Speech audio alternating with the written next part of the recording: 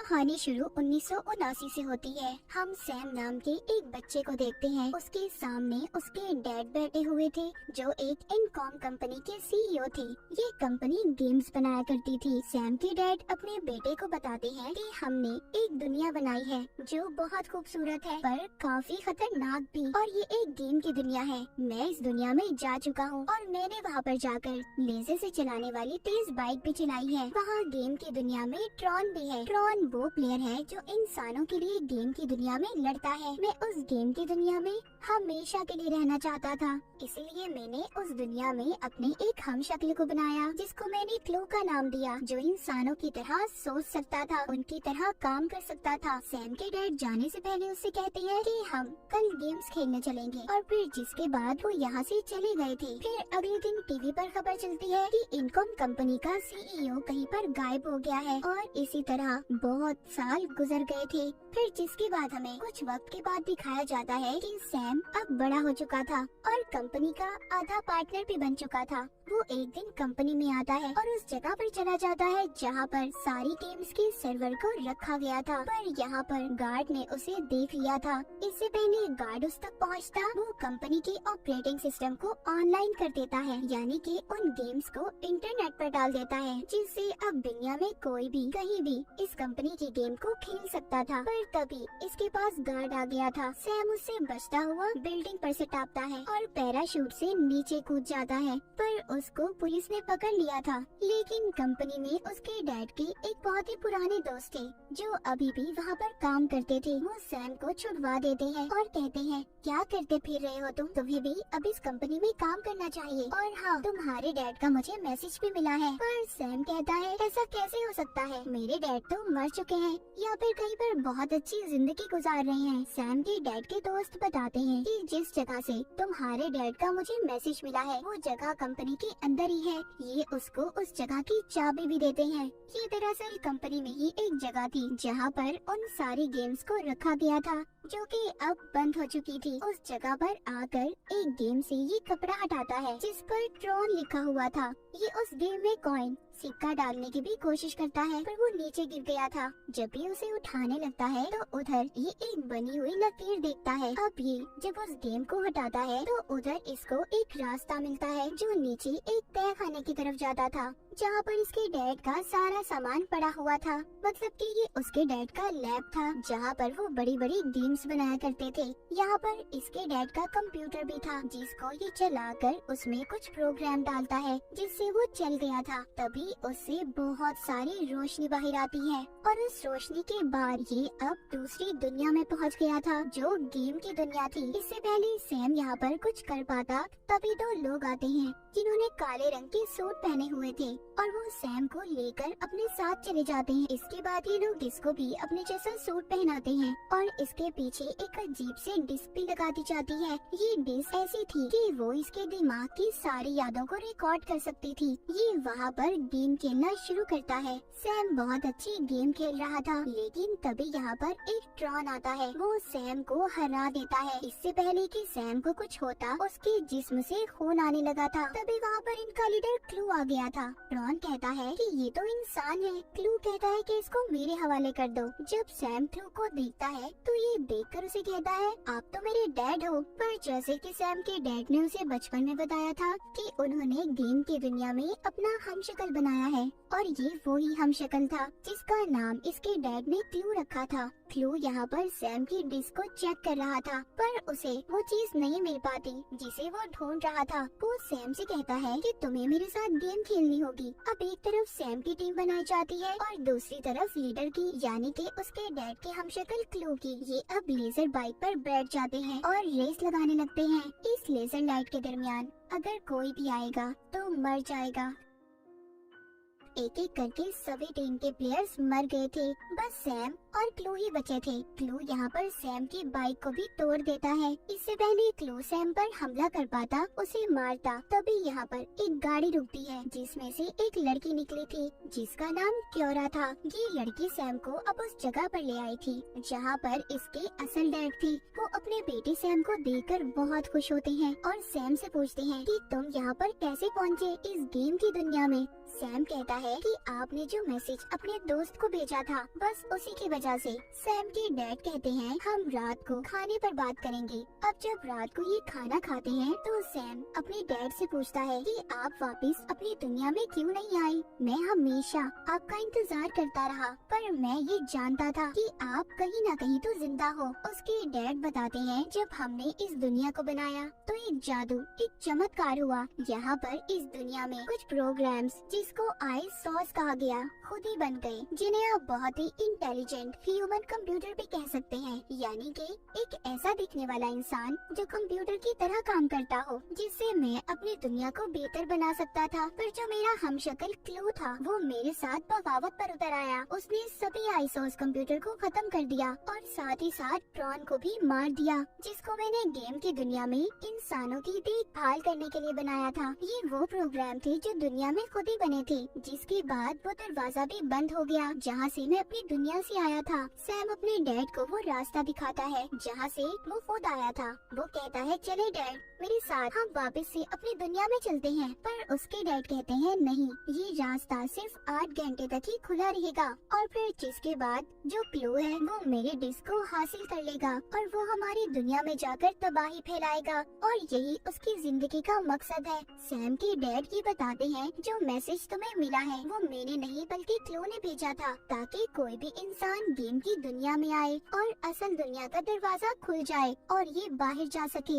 हमारी दुनिया में। और यहाँ पर जो लड़की क्योरा थी वो भी एक प्रोग्राम थी, कंप्यूटर की तरह थी, जिसके बारे में सैम के डैड ने बताया था। कुछ प्रोग्राम्स इस दुनिया में खुद ही बन गए थे। वो सैम को बताती है कि अगर तुमने अपने डैड की हमशक्ल क्लू को मारा तो तुम्हारे डैड भी मर जाएंगे। सैम कहता है नहीं, मैं अपने डैड को कुछ नहीं होने दूंगा, उन्हें बचा लूंगा। जिसके बाद वो यहाँ से चला जाता है। एक बार फिर क्योरा उसके पास आती है और उसे एक नक्शा देकर कहती है इसके जरिए तुम एक आदमी से मिलोगे जो पहले आई सॉस की देखभाल करता था। आई सॉस वही प्रोग्राम थे जो खुद ही बन गए थे। वो आदमी तुम्हारी मदद कर सकता। अब सैम अकेला ही अपनी गाड़ी लेकर उससे मिलने चला जाता है। जहाँ पर जब ये पहुँचता है तो उधर अपनी गाड़ी को बाहर ही खड़ा करके खुद उसके पास जाता है, जहाँ पर उसे एक लड़की मिलती है जो कह रही थी कि अगर तुम हमारे लीडर से मिलना चाहते हो तो तुम्हें पहले एक गेम को खेलना होगा। उधर बाहर जो सैम ने अपनी गाड़ी खड़ी की थी तभी बाहर क्लू के गार्ड आ गए थे और उन्हें पता चल गया था कि ये गाड़ी कहाँ से आई है। दरअसल क्लू सैम के डैड को कब से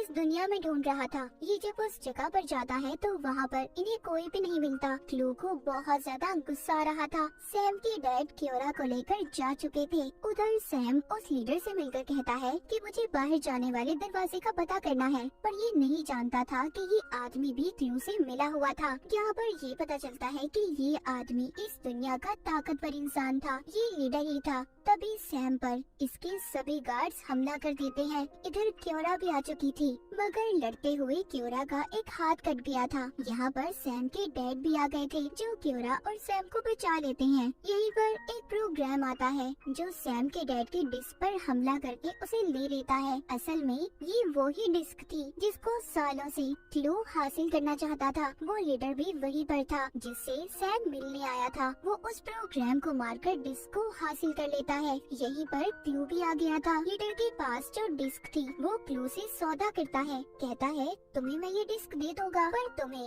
इस दुनिया का किंग मुझे बनाना होगा। क्लू उस लीडर की सारी बातें मान जाता है और डिस्क लेकर उसको यहाँ का कंट्रोल देकर चला गया था। तभी उस जगह पर ब्लास्ट हो जाता है जहाँ पर लीडर था। दरअसल क्लू ने इस लीडर को भी धोखा दिया था, वो भी मर चुका था। क्लू के पास अब वो डिस्क भी आ गई थी जिससे अब वो असल दुनिया में जा सकता था। उधर सैम के डैड ने क्योरा को भी ठीक कर दिया था। यहाँ पर सैम को पता चलता है कि क्योरा आई सॉस प्रोग्राम है। वो बताती है जब क्लू ने सभी प्रोग्राम्स को खत्म किया तो तुम्हारे डैड ने मेरी मदद की, मुझे बचाया। अब ये तीनों वापस से अपनी दुनिया में जाने के लिए तैयार थे। तभी इनके सामने क्लू के गार्ड्स आ जाते हैं जो इनका रास्ता रोक रहे थे। क्योरा को यहाँ पर पता था कि अगर सैम के डैड को आगे जाना है तो उन्हें डिस्क की जरूरत है। ये अपनी डिस्क को तार कर उन्हें दे देती है और खुद अब उनका सामना करने उनके सामने आ चुकी थी। तभी वहाँ पर एक गार्ड आता है जो क्योरा पर हमला कर देता है। सैम के डैड जब ये देखते हैं तो उन्हें पता चलता है कि ये तो ट्रॉन है जो वो समझते थे कि वो मर चुका है। सैम अपने डैड से कहता है कि आप जाएं, मैं क्योरा और आपकी डिस्क को लेकर वापस आऊंगा। उधर क्लू को भी दिखाया जाता है जो अपनी आर्मी से कह रहा था कि वो वक्त आ चुका है जब हम असल दुनिया में, इंसानों की दुनिया में जाकर उन पर राज करेंगे। लेकिन यहाँ पर सैम भी पहुँच गया था। वो डिस्क को लेकर क्योरा को बचाकर यहाँ से जा रहा था। तभी क्लू को पता चल जाता है कि डिस्क को सैम ने चुरा लिया है और साथ ही साथ सैम ने सारी सिस्टम को भी हैक कर लिया था और इसी वजह से क्लू सैम पर हमला कर देता है। सैम भी अपनी उड़ने वाली फ्लाइंग मशीन में था। क्लू पर भी हमला करता है और उसकी सारी आर्मी को खत्म कर देता है। अब बस क्लू और उसका ट्रॉन ही बचे थे। सैम के डैड ने ट्रॉन को इंसानों की हिफाजत करने के लिए बनाया था। सैम के डैड कहते हैं, मैंने तो तुम्हें इंसानों की मदद करने के लिए बनाया था और तुम क्या बन गए। ये सुनकर ट्रॉन को अकल आ गई थी। वो क्लू पर हमला करता है, उसे मारने वाला था, पर क्लू एक शक्तिशाली इंसान था। वो नहीं मरता, उल्टा उसने ट्रॉन को ही मार दिया था। वहीं पर हमें सैम और उसके डैड क्योरा को भी दिखाया जाता है जो वहाँ तक पहुँच गए थे जहाँ से इंसानों की दुनिया में जा सकते थे। पर इससे पहले ये ऐसा करते यहाँ पर क्लू आ जाता है जो सैम के डैड पर गुस्सा कर रहा था। कहता है, तुमने मुझे धोखा दिया है, तुमने कहा था हम ऐसी दुनिया बनाएंगे जो बहुत अलग होगी। सैम के डैड कहते हैं, ना तुम मुझे समझे और ना मैं तुम्हें समझा। मैं तो इंसानों के लिए अलग दुनिया बनाना चाहता था, पर तुम इंसानों की दुनिया में राज करना चाहते थे। क्लू को सैम के डैड समझाने की कोशिश करते हैं, पर वो कुछ नहीं सुनता और हमला कर देता है। इसी बात का फायदा उठाकर क्योरा सैम को वापस से उसकी दुनिया में जाने वाले रास्ते पर ले गई थी। अब क्लू के हाथ में डिस्क भी आ जाती है, पर जल्दी उसे पता चल गया था कि ये डिस्क क्योरा की है, न कि सैम के डैड की, जिससे ये इंसानों की दुनिया में नहीं जा सकता था। सैम अपने डैड को बचाने की कोशिश कर रहा था, जिस पर क्योरा कहती है कि तुम्हारे डैड यही चाहते थे कि तुम वापस से अपनी दुनिया में चले जाओ और वो इस गेम की दुनिया को भी बंद कर देंगे। तभी क्लू छलांग लगाकर सैम के साथ इस दुनिया से असल दुनिया में जाने की कोशिश कर रहा था, पर सैम के डैड उसे अपनी ताकतों से अपनी तरफ खींच लेते हैं, जिससे इस दुनिया में बहुत बड़ा धमाका होता है और गेम की दुनिया अब पूरी तरह खत्म हो चुकी थी। सैम उसी जगह पर वापस आ गया था जहाँ से ये इस दुनिया में गया था, यानी कि अपने डैड के लैब में। ये गेम का सारा डाटा एक चिप में डाउनलोड करके उसे अपने गले में पहन लेता है और अपने डैड के कंप्यूटर को भी बंद कर देता है। जब ये ऊपर आता है तो उधर उसके डैड के दोस्त थे। ये उनसे कहता है कि आप अब इस कंपनी के नए मालिक हैं और मैं भी खुद इस कंपनी में काम करूंगा। वो अब इस जगह से बाहर आ गया था जहाँ पर क्योरा उसका इंतजार कर रही थी, जो इसके साथ इसकी असल दुनिया में आ गई थी। वो उसको बाइक पर बिठाकर पहली बार सूरज दिखाता है। दरअसल क्योरा ने अपनी सारी जिंदगी में सूरज को नहीं देखा था, क्योंकि वो बने ही गेम की दुनिया में थी, क्योंकि वो कोई इंसान नहीं थी बल्कि एक तरह का प्रोग्राम थी, कंप्यूटर थी। पर अब वो सैम के साथ इंसानों की दुनिया में आ चुकी थी। सैम उसका इस्तेमाल करके क्या इस दुनिया को बेहतर कर पाएगा, जैसे उसके डैड करना चाहते थे। और इस दुनिया की भलाई की खातिर सैम के डैड ने अपनी जान दे दी ताकि कोई भी इस दुनिया को नुकसान न पहुंचा सके। और इसी के साथ ही कहानी यहीं पर खत्म हो जाती है। इस मूवी का स्टार्ट होता है और स्टार्ट में हमें जोकर को दिखाया जाता है। ये जोकर हम सबको बता रहा होता है कि जो कार्टून आप स्क्रीन पर देख रहे हैं ये मेरे फेवरेट तो नहीं है, मगर बचपन से मुझे यही कार्टून हर तरफ दिखाई देते हैं। आसपास के लोग मुझे इन्हीं शक्लों में दिखाई देते हैं और ऐसा लगता है कि ये मुझ पर अटैक कर रहे हैं। इसके बाद वो अपनी जॉब पर दिखाया जाता है जहाँ पर उसका सीनियर उससे आकर कह रहा होता है कि जल्दी काम किया करो, दिन में सपने मत देखा करो वरना तुम्हें बोनस भी नहीं दिया जाएगा और आज तक जो तुमने लोन लिया है वो भी नहीं दे पाओगे। इसके बाद इसके पास इसका दोस्त आता है और कहता है कि जहाँ पर तुम रह रहे हो वो जगह अच्छी नहीं है, तुम्हें किसी दूसरी अच्छी जगह पर रहना चाहिए। तो कहता है तुम्हें किस पागल ने कह दिया है कि मैं इतनी अच्छी जगह अफोर्ड कर सकता हूँ, मैं यहाँ पर अपार्टमेंट नहीं ले सकता। वो कहता है कि मैं एक आदमी को जानता हूँ और उसे पैसों की बहुत ही ज्यादा जरूरत है, वो अपने अपार्टमेंट को कम पैसों में बेच रहा है। इस अपार्टमेंट की रियल में तो कीमत 12 मिलियन है, लेकिन वो 6 मिलियन में बेच रहा है। मेरे पास 2 मिलियन है, तुम भी मुझे कुछ पैसे दे दो और हम मिलकर उस अपार्टमेंट को खरीद लेते हैं और हमें अच्छा खासा मुनाफा होगा बाद में। अब ये कहता है कि मैं ऐसा नहीं कर सकता, मेरी मदर मुझ पर गुस्सा होंगी। वो कहता है कि तुम्हारी मॉम तो कई सालों से कोमा में है, वो जागेगी तो गुस्सा होंगी ना। इसे इस बात पर काफी ज्यादा गुस्सा आता है और इस सीन में हमें ये भी दिखाया जाता है ये एक नर्स को लाइक करता है। वो नर्स उसी हॉस्पिटल में रहती है जहाँ पर इसकी मदर एडमिट है। इसके बाद हमें हॉस्पिटल का सीन दिखाया जाता है जहाँ पर उस नर्स को बहुत ज्यादा लोग तंग कर रहे होते हैं और ये कुछ भी नहीं कर सकता क्योंकि ये तो कोई काम ही नहीं कर सकता, ये तो उसको बचा भी नहीं सकता और साथ ही इसे अपनी मदर के मेडिकल बिल्स भी देने हैं, जिसकी वजह से ये काफी ज्यादा परेशान रहता है। आखिरकार इतनी ज्यादा परेशानियों के बाद ये उस प्लॉट को बेचने का सोच लेता है। अब ये अपने दोस्त से बात करता है और कहता है कि मैं अपना प्लॉट बेचना चाहता हूँ जो कि मेरी मदर के नाम पर है और मैं चाहता हूँ कि हम दोनों मिलकर उस प्लॉट को खरीदें जो तुम कह रहे थे। इसका दोस्त आ जाता है हॉस्पिटल और ये लोग डॉक्यूमेंट्स पर साइन भी करवा लेते हैं। वहाँ पर कुछ डॉक्यूमेंट्स होते हैं जो कि इंग्लिश लैंग्वेज में होते हैं। ये कहता है कि मैं इन डॉक्यूमेंट्स को पढ़ना चाहता हूँ। वो कहती है कि ये डॉक्यूमेंट्स इंग्लिश लैंग्वेज में है, तुम इनको कैसे पढ़ सकते हो। एक डॉक्यूमेंट को तो ये पढ़ने की भी कोशिश करता है लेकिन वो इससे जल्दी वो डॉक्यूमेंट ले लेते हैं। इसके बाद वहाँ पर एक आदमी आता है जिसको इसने पहले कभी नहीं देखा था।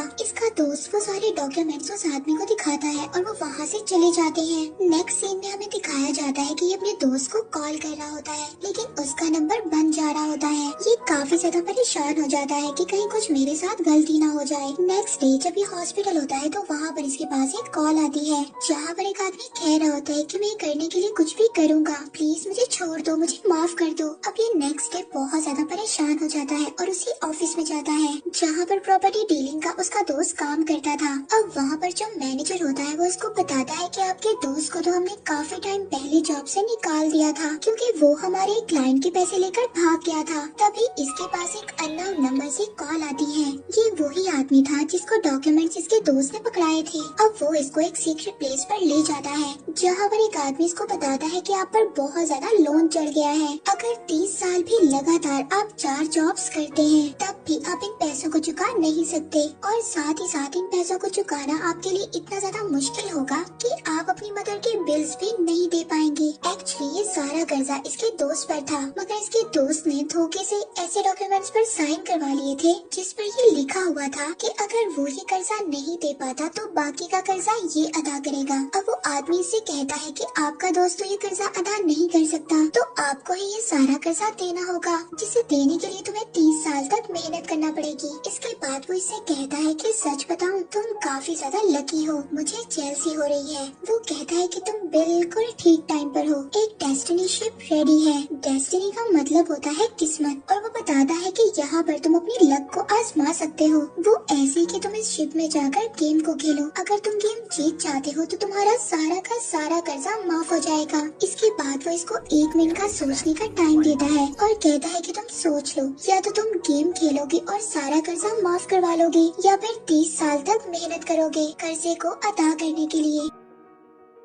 अब ये उस शिप में जाकर गेम खेलने के लिए रेडी हो जाता है और कहता है कि इस गेम में हमें करना क्या होगा। वो कहता है कि ये बात तो आपको शिप में जाकर पता चलेगी और अगर आप इस गेम को हार गए तो वो हमारी मर्जी, हम आपके साथ कुछ भी कर सकते हैं। अब ये उस नर्स को बताता है कि मैं एक काम पर जा रहा हूँ। वो इसको काफी रोकने की कोशिश करती है मगर ये भी काफी ज्यादा मजबूर था। अगर ये सब ना करता तो इससे शादी कैसे करता और अपनी मदर के मेडिकल बिल्स कैसे देता। वहाँ पर काफी ज्यादा लोग होते हैं जो शिप पर गेम खेलने के लिए जा रहे होते हैं। वहाँ पर जाने से पहले ये सब लोग इन लोगों को इंजेक्शन लगा रहे होते हैं ताकि ये सब बेहोश हो जाए और इनको होश तभी आएगा जब ये वहाँ पर पहुँच जाएंगे। इसके बाद इसको कुछ गलत लगता है कि जैसे मैं कोई गलत जगह पर जा रहा हूँ। अब ये वहाँ से भागने की कोशिश करता है लेकिन वो लोग इसको दूर से इंजेक्शन लगा देते हैं और आखिरकार ये उस शिप में पहुँच ही जाता है। अब शिप में वही आदमी आता है जिसने पहले इसे कर्ज के बारे में बताया था। वो वहाँ पर सबको बता बता रहा होता है कि इस गेम का नाम है रॉक पेपर और सीजर। सबके पास 12 कार्ड्स हैं, जिसमें से 4 रॉक के, 4 पेपर के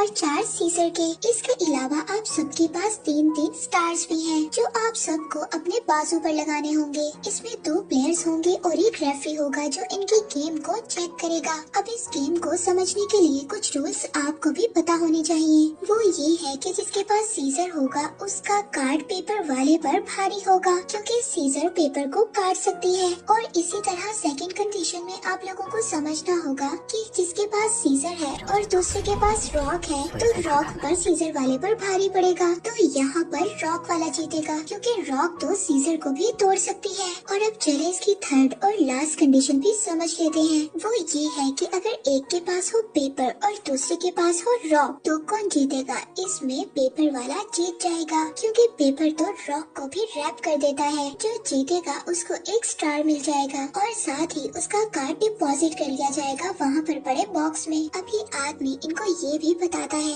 कि अगर आप लोगों को लास्ट में जीतना है तो आप लोगों के पास 3 स्टार्स होने चाहिए और साथ ही साथ आपके सारे कार्ड डिपॉजिट्स भी हो चुके हों, जिसने सारे कार्ड्स खेल लिए हों। इसके बाद ही आप यहाँ से जिंदा बचकर निकल सकते हैं, अदरवाइज आपके साथ कुछ ऐसा होगा कि आप सोच भी नहीं सकते। वो इन सबको डरा रहा था। ये गेम है 4 घंटे की। इसके बाद इस गेम को स्टार्ट कर दिया जाता है। यहाँ पर सभी लोग दुनिया के अलग अलग कोनों से आए थे और एक दूसरे की जुबान को समझने के लिए वो अपने कानों में ऑपरेटर्स लगाते हैं। तभी इस जोकर के पास, जिसका नाम केसी है, जो इस मूवी का मेन कैरेक्टर है, इसके पास एक आदमी आता है और इससे पूछता है कि क्या आप चाइना से हो। वो इसको कहता है कि क्या तुम्हें पता है कि यहाँ पर इतने ज्यादा कैमरे क्यों लगे हुए हैं, क्योंकि बहुत सारे लोग हमें ऊपर से देख रहे हैं और इन लोगों ने हमारे पर बेट भी लगाई हुई है और पता है कि अगर हम हार जाएंगे तो ये लोग हमारे साथ कितना बुरा सलूक करेंगे। वो कहता है कि हमें जीत कर यहाँ से जिंदा जाना होगा। किसी कहता है कि कौन पागल है जो यहाँ से नहीं जाना चाहता, तुम अभी मेरे सारे कार्ड्स ले लो, मैं यहाँ से चला जाऊंगा, क्योंकि जिसके पास 3 स्टार्स हो और कार्ड भी कोई ना हो तो वो यहाँ से जा सकता है। तभी वो आदमी कहता है कि यही तो बात है, सभी यहाँ पर लालची है। वो कहता है कि अगर 2 लोगों के सेम कार्ड्स हो तो टाई हो जाता है, हम दोनों के कार्ड्स डिपॉजिट हो जाएंगे तो हम दोनों जीत जाएंगे। क्यों ना हम दोनों मिलकर खेलते हैं। हम दोनों मिलकर खेलते हैं और एक ही ऑर्डर में अपने कार्ड्स को रख लेते हैं और ऐसे हमारे सारे कार्ड्स टाई होते जाएंगे और हमारे सारे कार्ड्स डिपॉजिट हो जाएंगे और हम लोग यहाँ से आसानी से बाहर चले जाएंगे। तुम मेरी बात मानो तो हम यहाँ से 3 मिनट में बाहर जा सकते हैं। अब केसी उसकी बात मान जाता है और ये दोनों गेम खेलने के लिए चले जाते हैं। स्टार्ट में तो केसी जो कार्ड रखता है वो ही कार्ड वो आदमी रखता है और जब लास्ट कार्ड आता है तो केसी कुछ और रखता है और वो आदमी कुछ और रखता है और वो आदमी जीत जाता है। इस तरह से वो केसी का एक स्टार वो बंदा ले लेता है, क्योंकि हारने वाले का स्टार जीतने वाले को दे दिया जाता है। वो केसी से कहता है कि यार मुझसे गलती हो गई, मैंने कार्ड्स की अलग अरेंजमेंट रख दी थी, लेकिन अब जब हम खेलेंगे ना तो तुम सीजर रख देना और मैं पेपर रख दूंगा और इस तरह से तुम जीत जाओगे और ये तुम्हारा स्टार तुम्हें वापस मिल जाएगा। अब केसी दोबारा से इसकी बातों में आ जाता है और ये दोनों दोबारा से गेम खेलना शुरू कर देते हैं और एंड पे उसके कहने के मुताबिक ये सीजर ही रखता है और उस आदमी ने तो पेपर रखना था, लेकिन वो रख देता है रॉक और वो दोबारा से जीत जाता है और केसी का दूसरा स्टार भी उसको दे दिया जाता है। यानी कि उस आदमी ने फिर से केसी को धोखा दे दिया था। केसी कहता है कि ये चीटर है, लेकिन कोई भी आदमी उसकी बात नहीं सुनता। वो कहता है कि तुम्हें पता नहीं है कि जिस आदमी ने रूल्स बताए थे उसने ये बात बताई थी कि आप गेम को जैसे मर्जी खेल सकते हैं और उसने ये तो नहीं कहा था कि कोई भी चीटिंग नहीं कर सकता। ये एनिमल वर्ड है, हम अपने फायदे के लिए कुछ भी कर सकते हैं। अब केसी काफी ज्यादा परेशान हो जाता है और उसको उसका वही दोस्त मिलता है जिसने उसको धोखा दिया था। केसी उसको मारने लगता है और कहता है कि तुम यहाँ क्या कर रहे हो। वो कहता है कि मैं यहाँ अपनी लक को ट्राई करने के लिए आया हूँ। वो कहता है कि मैं चाहता हूँ कि तुम्हारा अपार्टमेंट में वापस ले लूँ और वो ये भी बताता है कि अगर हम ना जीते तो ये लोग हमारे साथ बहुत ही ज्यादा बुरा करेंगे। उसे ग्लास वॉल के पीछे खड़े लोग दिखाता है और कहता है कि अगर हम एलिमिनेट हो गए तो ये लोग हमें यहाँ पर भेज देंगे और 10 मिनट तक हमने अगर इनको कोई कीमती चीज ना दी तो ये हमें बाहर नहीं निकालेंगे। इसके बाद हमें बेसमेंट में भेज दिया जाएगा, जहाँ पर हमारे ऊपर अलग अलग तरह से टेस्ट होंगे, जैसे कि लैब में रैट्स पर होते हैं। अब केसी कहता है कि तुम्हें ये सब बातें कैसे पता है। वो कहता है कि मेरा एक फ्रेंड था, उसे भी वहाँ पर भेज दिया गया था और उसी ने मुझे ये सब कुछ बताया है। केसी उससे पूछता है कि तुमने इस कंपनी से लोन क्यों लिया था, तो वो कहता है कि मैंने एक अपार्टमेंट लिया था किराए पे, जिस पर रोज ही इंटरेस्ट इकट्ठा होता रहता था और रेंट भी मेरे ऊपर इतना ज्यादा कर्जा बन गया। अब केसी उसको कहता है कि 4 घंटे की गेम है और 2 घंटे रह गए हैं, हमें कुछ ना कुछ तो करना होगा, हमें यहाँ से जिंदा निकलना होगा। हम दोनों के पास ही एक एक स्टार रह गया है। अब हम दोनों को ऐसा आदमी ढूंढना होगा जिसके पास 2 स्टार्स हो और कार्ड्स कोई भी ना हो। हम उस आदमी को कार्ड्स दे देंगे और उससे स्टार ले लेंगे। उसका दोस्त कहता है कि हाँ, एक ऐसा आदमी है और मैं उसको जानता हूँ। अब ये लोग जाकर उससे बात करते हैं। वो पहले तो बात नहीं मानता, लेकिन बाद में ये लोग उसको समझाते हैं कि हमसे कार्ड ले लो, फारिग बैठने से तो अच्छा है कि तुम कुछ ना कुछ खेल लोगे और बेसमेंट में तो नहीं जाओगे ना। अब ये आदमी इनकी बात मान जाता है, लेकिन वो आदमी काफी ज्यादा धोखेबाज था। वो इनके कार्ड्स को चुरा लेता है और दूसरे आदमी के साथ जाकर गेम को स्टार्ट कर देता है और तो वो इस गेम में इनका कार्ड भी हार जाता है और अपना एक स्टार भी दूसरे आदमी को देना पड़ जाता है। अब ये लोग उस आदमी को काफी ज्यादा मारते हैं और उसे कहते हैं कि तुमने ऐसा क्यों किया।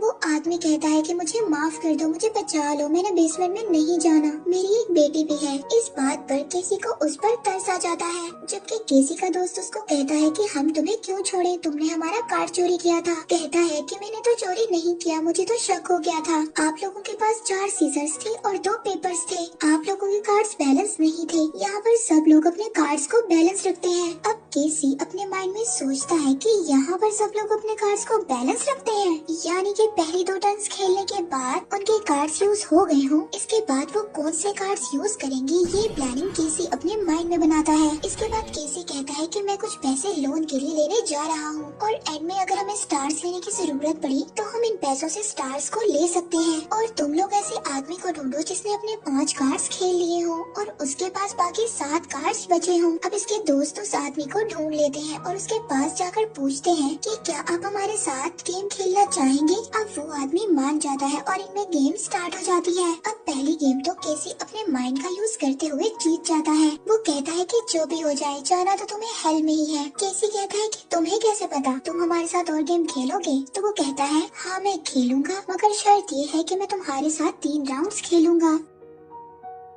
अब ये लोग दोबारा गेम खेलते हैं। पहले राउंड में केसी गेम हार जाता है तो उसके दोस्त उसको मना करते हैं और कहते हैं कि अगले 2 राउंड्स मत खेलो, मगर केसी कहता है कि उसे तो ऐसा लग रहा है कि मैंने अपने कार्ड्स बैलेंस किए हुए हैं, जबकि मेरे कार्ड्स बैलेंस नहीं है। अब केसी दोबारा से अपने माइंड को यूज करता है और उससे 2 राउंड्स जीत जाता है। अब वहाँ पर वो आदमी आ जाता है जो इन सबको रूल्स एक्सप्लेन करता है और वो आकर कहता है कि शायद आप लोगों को मेरे रूल्स की समझ नहीं आई थी। मैंने कहा था कि यहाँ से वही आदमी बाहर जा सकता है जिसके पास 3 स्टार्स हो और 12 कार्ड्स हो और उन्होंने खेल लिए हो। फिर वो एक आदमी को उठाता है और बताता है कि इस आदमी ने अपने 3 कार्ड्स को फ्लैश आउट कर दिया था टॉयलेट में। शायद आप लोगों को ये लगता है कि हम आप लोगों को देख नहीं रहे। वो उस आदमी को गन से शूट कर देता है और कहता है कि हर उस आदमी की यही सजा होगी जो हमें चीट करने की कोशिश करेगा। अब ये तीनों लोग यहाँ पर काफी ज्यादा परेशान हो जाते हैं कि ये तो लोगों को मार भी सकते हैं और सोचने लगते हैं कि एंड पे हमारे पास कौन से कार्ड्स होने चाहिए जो हम लोगों को जितवा सकते हैं। तो केसी इनको बताता है कि रॉक का कार्ड ऐसा है जिनसे हम जीत सकते हैं, क्योंकि मुझे लगता है कि ज्यादातर लोग सीजर और पेपर का कार्ड यूज करते हैं। तो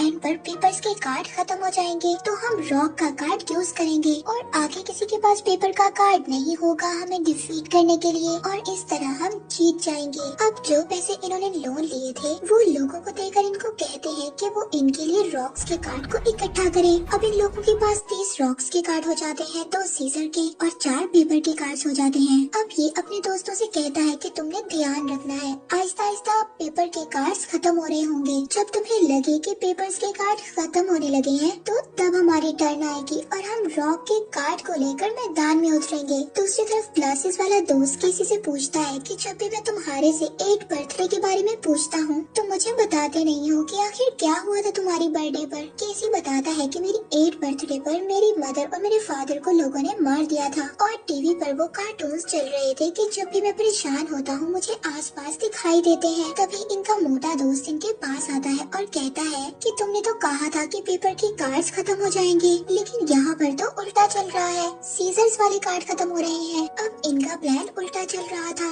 केसी कहता है कि मेरे ख्याल से तो पेपर के कार्ड खत्म होने चाहिए थे, तो वो कहता है कि इसका मतलब कोई और भी है, जिसको ये बात पता चल गई है कि हम लोग रॉक के कार्ड को स्टॉक कर रहे हैं। वो लोग अब हमारे लिए पेपर को स्टॉक कर रहे हैं। अब ये लोग डर जाते हैं कि हमारे पास तो रॉक वाले कार्ड्स हैं और सीजर वाले कार्ड्स खत्म हो रहे हैं, यानी कि अब सबके पास पेपर वाले कार्ड्स हैं। तो पेपर तो रॉक पर भारी पड़ता है, यानी कि अगर हम रॉक का यूज करेंगे तो पेपर इसको हरा देगा। इसके बाद इनके पास वो आदमी आता है जिसने असल में पेपर के कार्ड्स को खरीद लिया है। ये लोग उसके साथ डील करते हैं और कहते हैं कि हम तुम्हारे साथ गेम खेलेंगे, तुम हमें 3 स्टार्स दे दोगे। वो कहता है कि मैं तुम्हें ये स्टार्स क्यों दूं, बाद में इन स्टार्स की कीमत बहुत ज्यादा बढ़ जाएगी। वो इनकी बात नहीं मानता। इसके बाद ये लोग डिसाइड करते हैं कि एक राउंड में एक ही स्टार मिलेगा। अब ये लोग मिलकर गेम खेलते हैं। उस आदमी को ये तो पता था कि इनके पास ज्यादा सारे रॉक के कार्ड्स हैं, तो वो बड़ा चालाक बनकर पेपर का कार्ड यूज करता है। तब केसी उसको बताता है कि मैं इतना भी पागल नहीं हूँ, तुम्हें लगा कि मेरे पास सारे के सारे रॉक के कार्ड्स हैं, बल्कि मैंने तो सीजर के कार्ड्स भी अपने पास रखे हुए थे। जब वो आदमी पेपर का कार्ड यूज करता है तो केसी यहाँ से सीजर का कार्ड यूज कर जीत जाता है। अब केसी उस आदमी के पास जाता है और उसको कहता है कि तुम हमारी टीम में क्यों नहीं शामिल हो जाते। वो कहता है कि तुम मुझे $1000 दे दो और मैं तुम्हें अपने सारे कार्ड्स दे दूंगा। तो केसी कहता है कि नहीं, तुम मुझे $1000 दो तो मैं तुम्हारे सारे कार्ड्स ले लूंगा। वो कहता है कि मैं ऐसा क्यों करूं, मैं चाहूँ तो ये कार्ड्स मैं बाकी लोगों को बेच सकता हूँ। तो केसी कहता है कि अगर ऐसी बात है तो मैं सबको बता दूंगा कि तुम्हारे पास कौन कौन से कार्ड्स हैं, वैसे ही जैसे तुम्हारे दूसरे दोस्तों ने बता दिया है कि तुम्हारे पास कौन कौन से कार्ड्स हैं, और ऐसे दूसरे लोगों को हराना मेरे लिए बहुत ही इजी हो जाएगा। अब ये आदमी ब्लैकमेल हो जाता है, किसी को पैसे भी दे देता है और अपने कार्ड्स भी दे देता है। वो किसी को सारे पेपर वाले कार्ड्स दे देता है। अब किसी के पास रॉक्स के कार्ड्स भी थे जो इन्होंने पहले जमा किए थे और पेपर के कार्ड्स भी थे। तभी इनके पास वो आदमी आता है जिसने केसी को पहले चीट किया था। वो कहता है कि इंटरेस्टिंग, पहले तुम रॉक को जोड़ रहे थे, अब तुम पेपर को जोड़ रहे हो, मगर एक बात बताओ, इन कार्ड्स को जोड़ने का कोई भी फायदा नहीं है। पहले भी कई सारे लोगों ने ऐसा किया था, मगर वो जीत नहीं पाए और एंड में उन्हें जेल में जाना पड़ा। वो केसी से कहता है कि तुम मुझे 5 कार्ड्स दे दो, मैं तुम्हें 1 स्टार दे दूंगा और एंड में तुम ये स्टार यूज कर सकते हो खुद को बचाने के लिए। अब केसी उसकी बात नहीं मानता। वो उसको कहता है कि तुम्हें पता है अगर तुम हार गए तो तुम्हारे साथ क्या होगा। ये लोग इंसानों पर जेनेटिक एक्सपेरिमेंट करते हैं। अगर तुम्हारे पास ये स्टार ना हुआ खुद को बचाने के लिए तो तुम क्या करोगे। और वो इतना ज्यादा डरावना होता है कि इससे अच्छा तो बंदा मर ही जाए। फिर भी केसी उसका स्टार नहीं लेता। अब उनके पास रॉक भी थे, पेपर भी थे और सीजर भी थी। अब वो आदमी जिसने केसी को चीट किया था वो सबके पास जाता है और कहता है कि आप लोगों के पास कौन कौन से कार्ड्स हैं मैं जानता हूँ, और सबको बताता है कि तुम्हारे पास ये कार्ड है, तुम्हारे पास ये कार्ड है और तुम्हारे पास ये है। वो कहता है कि तुम्हें हराना बहुत ही आसान काम है, इसलिए मेरे पास एक आइडिया है। हम सभी कार्ड्स अपने शफल करते हैं। यहाँ ये लोग कहते हैं कि हम इनके साथ नहीं मिलेंगे, इस तरह तो हमारा आइडिया सबको पता चल जाएगा। ये सब लोग उसकी बातों में आ जाते हैं और अपने सभी कार्ड्स उसको दे देते हैं। ये कार्ड्स शफल करना होता है और सबको देने लगता है। तभी एक आदमी कहता है कि हम लोगों ने तो तुम्हें कार्ड्स दे दिए शफल करने के लिए, लेकिन अभी भी कुछ आदमियों ने तुम्हें कार्ड्स नहीं दिए। हाँ, उन्होंने कार्ड्स इसलिए नहीं दिए क्योंकि उन्होंने कुछ कार्ड्स जमा किए हुए हैं। वो नहीं चाहते कि हमें पता चल जाए कि उन्होंने कौन से कार्ड्स को जमा किया हुआ है, और क्या फायदा इनके कार्ड्स लेने का। हम लोगों ने तो इनके साथ खेलना ही नहीं है, हम तो आपस में ही खेलते रहेंगे। यानी कि इन लोगों ने आपस में ही एक ग्रुप बना लिया था। अब केसी की बात इन सबके सामने खुल गई थी कि इन लोगों ने कार्ड्स को जमा किया हुआ है। इसके बाद केसी के साथ कोई भी ना खेलता, इसीलिए वो लोग भी इनके ग्रुप में आ जाते हैं और कहते हैं कि हम भी आप लोगों के साथ कार्ड्स को शफल करेंगे। अब ये आदमी सबके कार्ड्स शफल कर उनके हाथों में पकड़ाता है, मगर जब केसी के कार्ड्स की बारी आती है तो उनको जमीन पर फेंक देता है।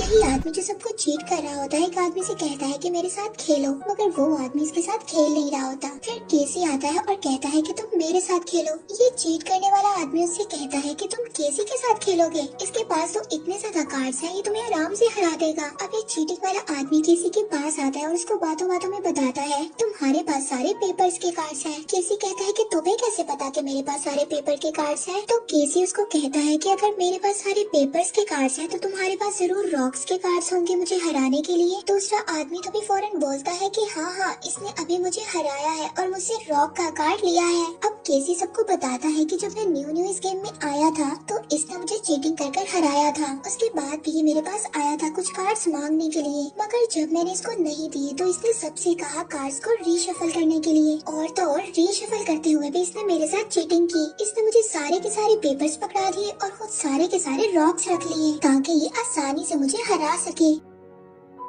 वो कहता है कि मैं ऐसा क्यों करूँगा, जब मैंने सबको कार्ड्स दिए थे तो सबको पता है कि मैंने कार्ड्स को उल्टा रखा हुआ था। और अगर ऐसा हुआ भी है कि मैंने सभी कार्ड्स रॉक के रख लिए हैं तो मुझे क्या पता कि किस किस के पास सीजर के कार्ड्स हैं। अब सीजर वाला रॉक्स वाले को हरा भी तो सकता है। तभी केसी कहता है कि हो सकता है कि तुमने सीजर वाले कार्ड्स पर कोई ना कोई निशानी लगा ली हो। अब वो बंदा जिसके पास सीजर वाला कार्ड होता है वो अपने कार्ड को देखता है तो उसके कार्ड पर निशानी लगी होती है और यहाँ पर सबको पता चल जाता है कि इस आदमी ने रिशफलिंग के दौरान सबसे चीटिंग की है। अब ये आदमी किसी के कान में कहता है, ऐसे तो तुम सबको बता रहे हो कि किसके पास कौन कौन सा कार्ड है, तो ये लोग हमारे साथ कैसे खेलेंगे। केसी कहता है कि मैं तुम्हारे साथ गेम खेलूंगा और हम इस गेम को ब्लाइंड ही खेलेंगे। मैं अपने सभी कार्ड्स को नीचे उल्टा कर रख दूंगा और फिर जो तुम कहोगे मैं उसी कार्ड को उठाऊंगा। अब ये तो किसी के साथ ऐसी ब्लाइंडली गेम नहीं खेलता, पर बाकी लोग ये गेम इसके साथ खेलते हैं। अब इस आदमी के साथ तो कोई भी गेम नहीं खेलता, मगर केसी के साथ सभी लोग गेम खेलते हैं और इसके साथ उनके जीतने के चांसेस ज्यादा थे।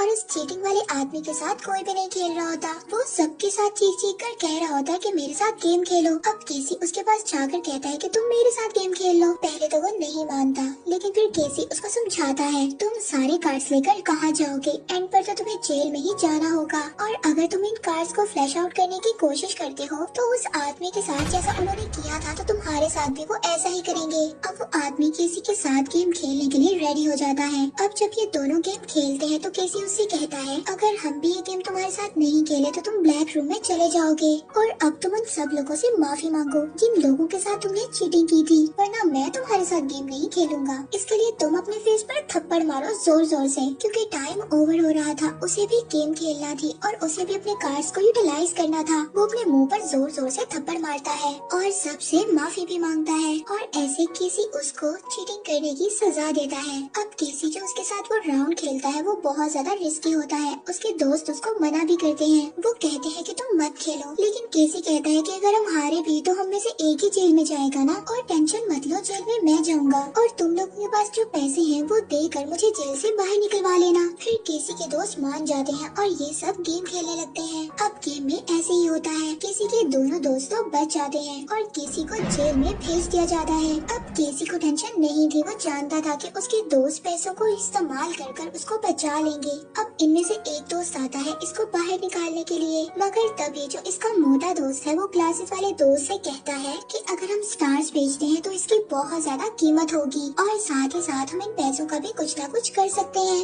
यानी कि वो दूसरे दोस्त को लालच दे रहा था। केसी जो जेल में होता है वो उनको कहता है कि मेरी बात सुनो, मुझे बचाओ। वो कहता है कि मैंने तुम लोगों के लिए क्या कुछ नहीं किया और अब तुम लोग मुझे धोखा दे रहे हो। अब उन दोनों दोस्तों को लालच आ जाता है और वो उसको जेल में छोड़कर चले जाते हैं। अब वहाँ पर किसी के पास एक और आदमी होता है जिसको रिहा करवाने के लिए दो लोग आते हैं। अब उस आदमी की कमर पर काफी ज्यादा बैंडेज लगे हुए थे। वो जब बाहर जाता है तो उसके दोस्त पूछते हैं कि तुम्हारे बैंडेज कहाँ है। मूवी में इंटरेस्टिंग सीन तो तब आता है जब उनको पता चलता है कि वो बैंडेज केसी ने ले लिया है और उन बैंडेजेस में बहुत ज्यादा हीरे थे। अब इसके दोस्त उस आदमी से कहते हैं कि हमें उस आदमी को भी रिहा करवाना होगा क्योंकि केसी के पास वो हीरे थे। जाते हुए केसी को एक बड़ा आदमी कहता है कि मेरा बेटा बाहर होता है, तुम उसको कॉल करना और उससे कहना कि बहुत महंगी महंगी दवाइयाँ अपने लिए खरीदे और खुद को ठीक कर ले। इसके बाद केसी बाहर आ जाता है और अपने दोस्त नुमा दुश्मनों से पैसे ले लेता है जो कि इसने अपनी मेहनत से लिए थे। इसके बाद वो इनका इस्तेमाल अपने लिए नहीं करता बल्कि उस बूढ़े आदमी को रिहा करवा देता है जिसका बेटा बहुत ज्यादा बीमार था और उससे कहता है कि बचपन में मेरे माँ बाप भी मुझसे बिछड़ गए थे और मैं तुम्हारे बेटे की तकलीफ समझ सकता हूँ, उसे दवाइयों की नहीं तुम्हारी जरूरत है। इसके बाद केसी अपनी इंटेलिजेंसी के साथ उस डेस्टिनी शिप से बाहर आ जाता है और उसका वो कर्जा भी माफ हो जाता है और इसी के साथ ही मूवी यहीं पर एंड हो जाती है।